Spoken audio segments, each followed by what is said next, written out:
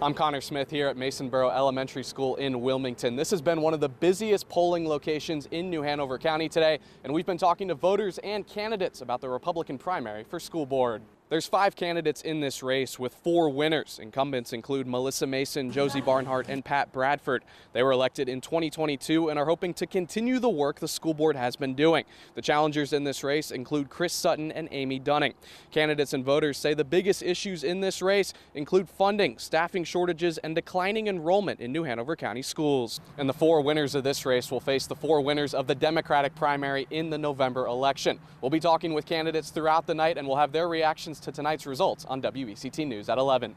In Wilmington, Connor Smith, WECT News.